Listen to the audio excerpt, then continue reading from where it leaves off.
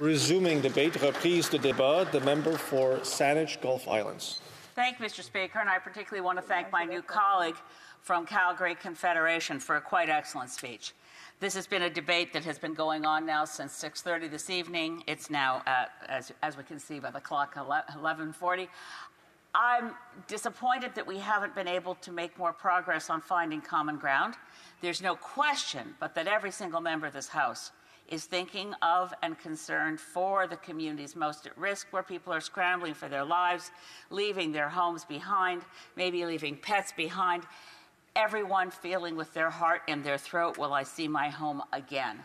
So the people that focus of this night's emergency debate, inspired by the motion from the and the letter to the Speaker from the Honourable Member for Winnipeg Centre, is about the people and the communities right now that are running for their lives.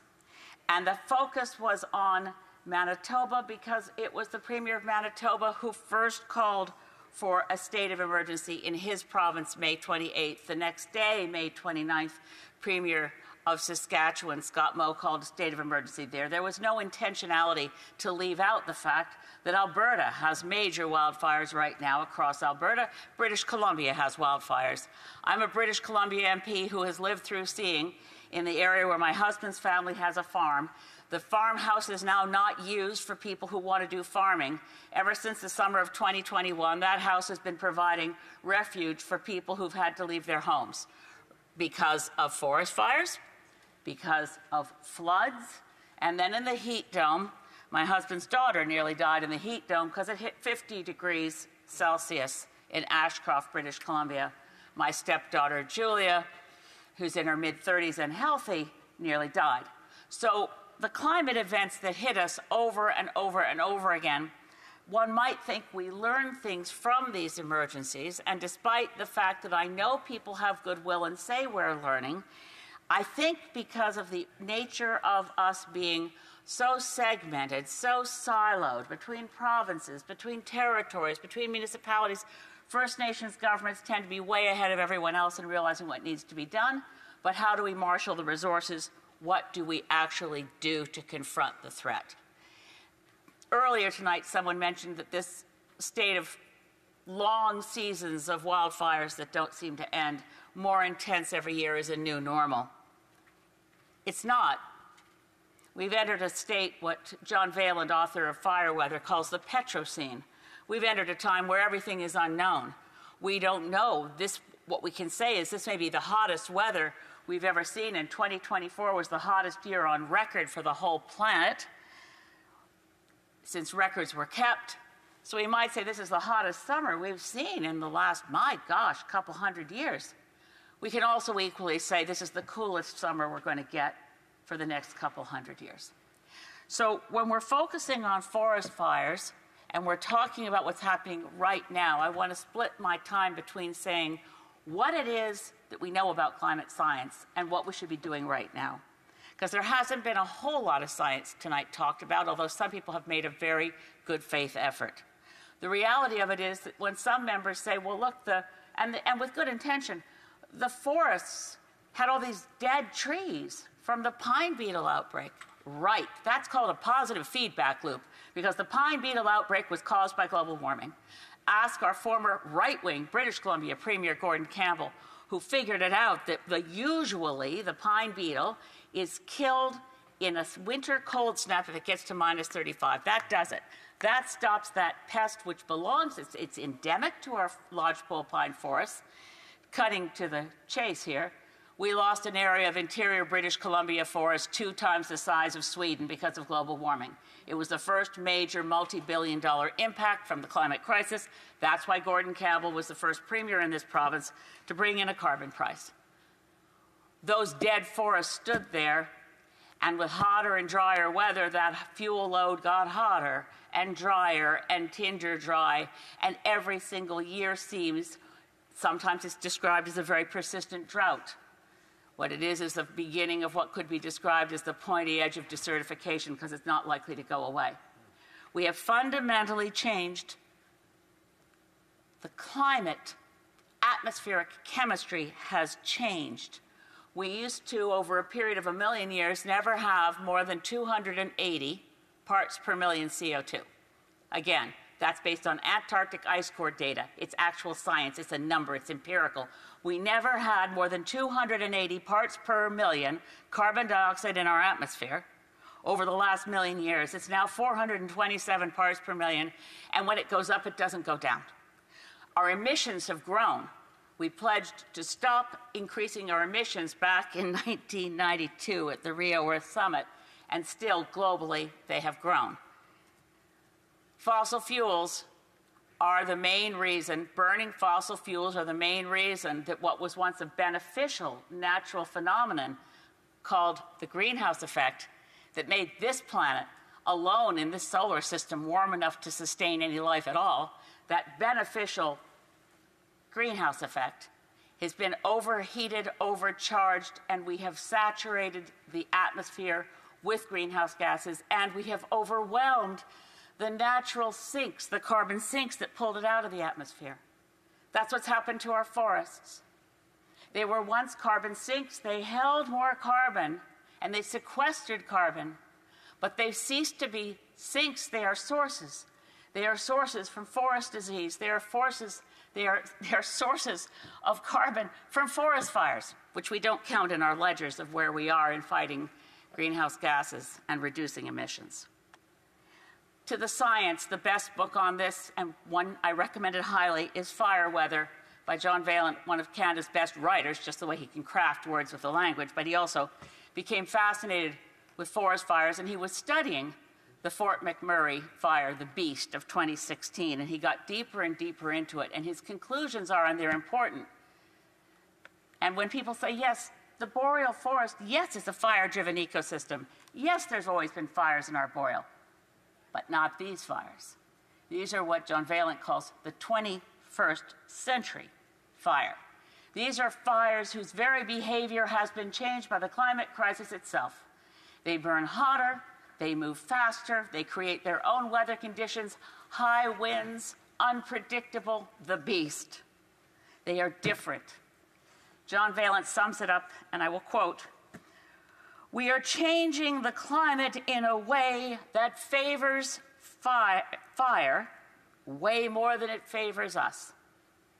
We have driven the climate to an overheated state that continues to cause more forest fires, and they behave differently. Yes, to solutions. Yes, we need to fire smart areas. Yes, we need to do a lot of proactive things way in advance, like building fire breaks around remote rural communities and making sure they're planted with deciduous trees, which are moister and cooler and help serve as fire breaks. Yes, we need more preparedness. Yes, we need to buy water bombers. The de Havilland Canada Air 515 was mentioned earlier by one of my colleagues. It's built partly in Calgary and partly in Sydney, British Columbia. Right now, they're back-ordered, and all the orders are for the European Union because they ordered a lot of them, and they coordinate within the European Union who needs the most, where do we send these water bombers.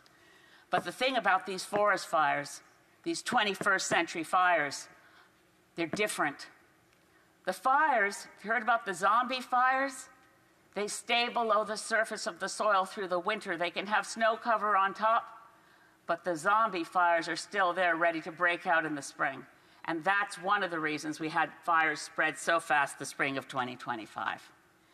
In the time I have left, I want to focus on the things we can do. And one of them is to acknowledge, and this is tough, but John Vaillant testified to the Standing Committee on Natural Resources succinctly, quote, "The oil industry is a fire industry." It's that kind of inconvenient truth we don't want to hear. We want to be able to protect our resources. Bitumen is a very valuable product, probably too valuable to burn if we start thinking about it, start planning ahead. We need to ensure that we give to our children a planet on which they can survive and not allow the climate crisis to spiral into unstoppable, irreversible, self-accelerating with positive feedbacks that leave us with the floods, with the heat domes, but beyond that, with the collapse of human civilization. We don't have to accept that. We may be on the very edge of too late, but it's not too late to put in place the mitigation measures and the adaptation measures that help us preserve the Canada we love on the planet we love. Questions and comments? Questions et commentaires? The member for Fort McMurray-Cold Lake. Thank you, Mr. Speaker. It's really hard to sit here as the member of Fort McMurray-Cold Lake, as the member from the Green Party decides to just disparage my community and put out inconvenient untruths. And that is the reality that she, during the Fort McMurray fire, when people were giving outpourings of support, she blamed it on climate change rather than having compassion. Many of her speeches tonight have been very pointed and are actually very not trauma-informed. Like, for many of these people that are fleeing fires, they are literally escaping with sometimes the clothes on their back. This is not something to be politicized. We can have those conversations later. Right now, we are in an emergency debate to talk about what can we do right now to help these people. This is not about trying to get political wins, but there you are. There she is yet again, having a political win rather than getting to the bottom of this, Mr. Speaker. Member for Saanich Gulf Islands. I'm sorry my friend from Fort McMurray feels that way. I've had not any speeches tonight till now. And in asking questions and what I said tonight, our thoughts are with the people running for their lives. The honourable member may have missed it, but I've been through with my family in BC. We've been through floods where friends disappeared down the river in the home and their bodies were never found. We have been through forest fires where the forest fire being on fire alert for evacuation and you don't know where you're going to go when the word comes through that you have to go. There are things we need to do for emergency preparedness. And if we're not prepared in this place right now to talk about what we need to do as a country to work together to save lives when it's right in front of us, that people are running for their lives, yes, it's traumatic. You don't get over it overnight. Your kids don't get over it. They get nightmares for a long time, and maybe you don't get to go back to work for a very long time after having heat stroke in a heat dome. Questions and comments? Questions et commentaires? Le député pour Hull-Elmer. Merci beaucoup, monsieur. Thank you, Mr. Speaker.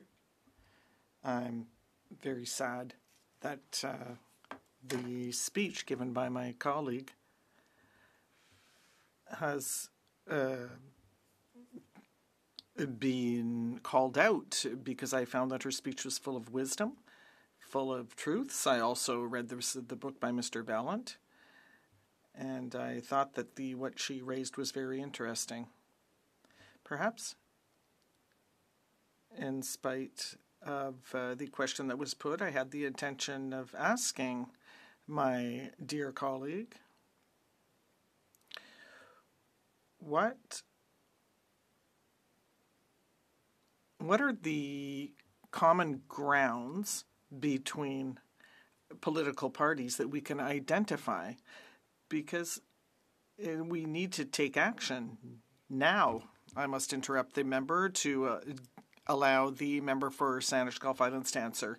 I'd like to thank my colleague, the member for Hull-Elmer. It is important. We need to work together.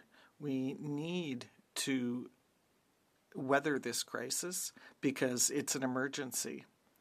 So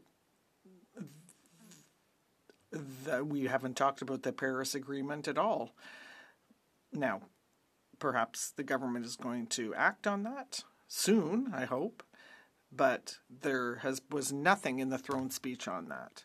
But we need to face up to this crisis. We need to be honest with ourselves and with the citizens of this country and work together to do everything necessary to protect our citizens and our land and to put in mitigation adaptation measures